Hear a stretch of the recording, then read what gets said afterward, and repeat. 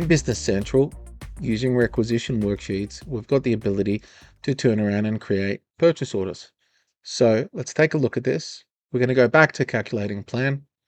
From the plan, using our last used options, you can turn around and have the from and to date, a forecast if we're going to use it.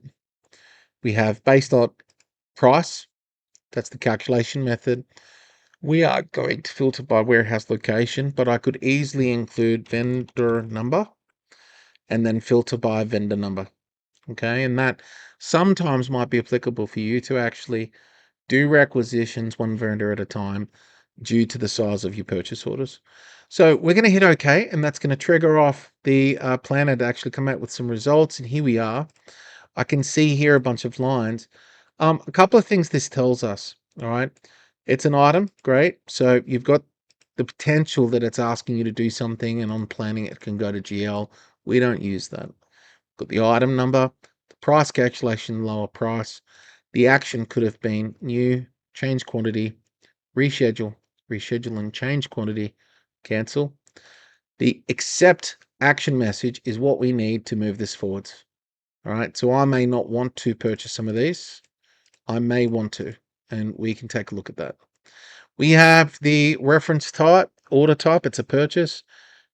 This could actually come from a transfer or something else. So this is all purchase driven. We've got a blanket purchase order exists. So this shows us that there is actually a current demand for this item, 1896-S. If I click on here, it's going to show me I need 4,000 of these suckers. Okay. Now, the expected impact on this purchase order is just 4,000 due by the 27th of the 2nd, which is tomorrow. So that's pretty crazy. So I may want to bump up my quantities here to 4,003. All right. So that's a big jump in price, but that's fine. That's the whole purpose of doing this.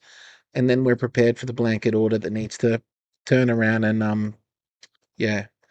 I might want to use this. So this confirmed tag just here specifies whether the items on the line have been approved for purchase.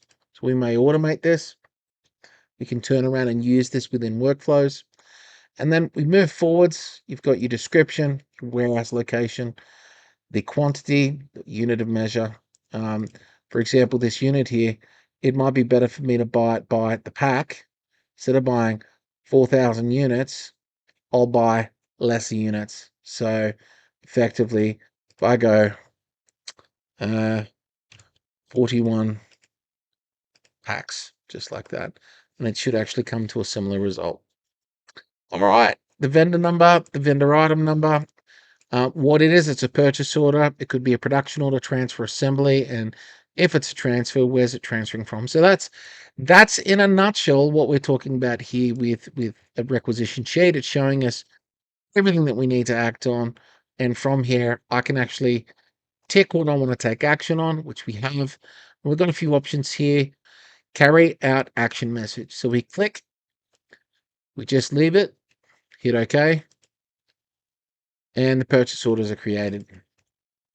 If I go to purchase orders, I'm going to see two new orders.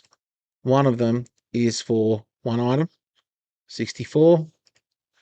The other one is for the volume of desks that we actually had on that order.